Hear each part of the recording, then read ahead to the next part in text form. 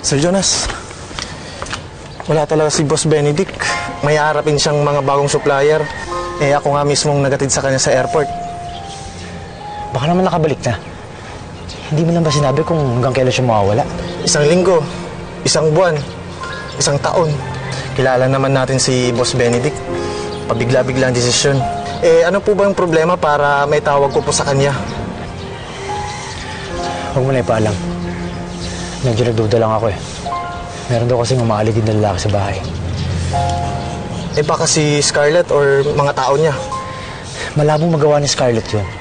Nakakulong na siya eh. Sige, salamat na lang ha. Sige po.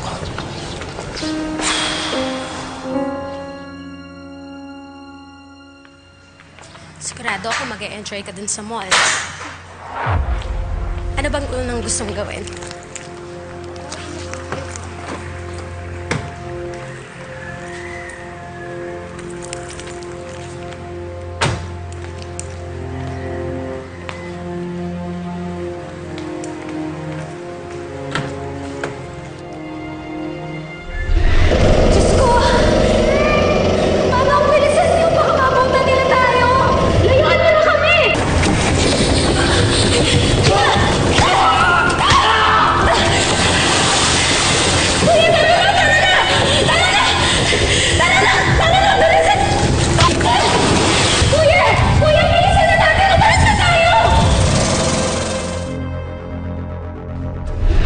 Sabi ko sa'yo eh, malinis na, iyong-iyo na yan.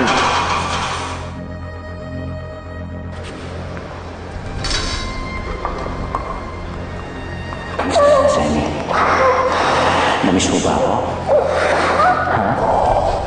Akala ko hindi na kita mayayakap. Hindi ka pa ba nasanay sa akin? Sammy? Ha? Hindi ka pa ba nasanay sa akin? Lumayo ka na sa amin, Rod! Pwede ba yun?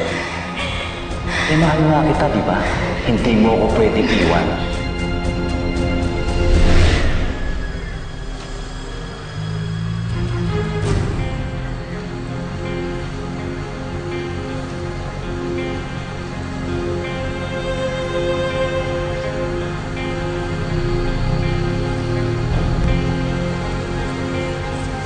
Pitong taon, Isabel. 7 taon mo akong pinaghintay. Pero ngayon magkakasama na ulit tayo. Ma'am, paano yan? Nakalabas na. Ano plano mo? Ikutan mo yung bahay. Tingnan mo kung saan tayo pwedeng pumasok.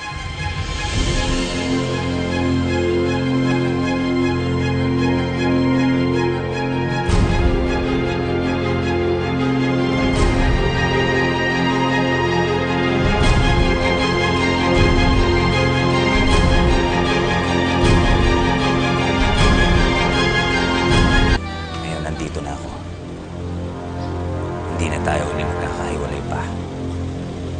Mula ngayon, sa akin ka lang.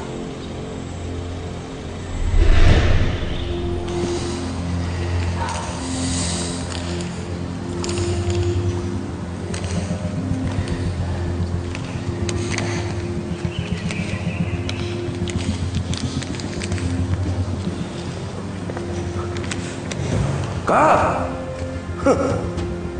Ang laki ng pinagbago mo, ha? Good boy na good boy yung dating mo. Kailangan eh. Para makalaya ka agad. Kung magmamatigas ako doon, baka di ako mabigyan ng parol. Eh, totoo niyan eh. Matutuwa yung mga kabarangay natin. Magtataka yun. Eh, tama-tama. Nakakuha na ako ng ticket para makauwi. Hindi ko kailangan ng ticket. Dumiskarte ka na sa sasakyan. Sasakyan? Eh, para saan? Hindi ako nagtiis para sa wala. Mula ngayon, magkakasama na uli kami ng mahal ko. Si Isabel.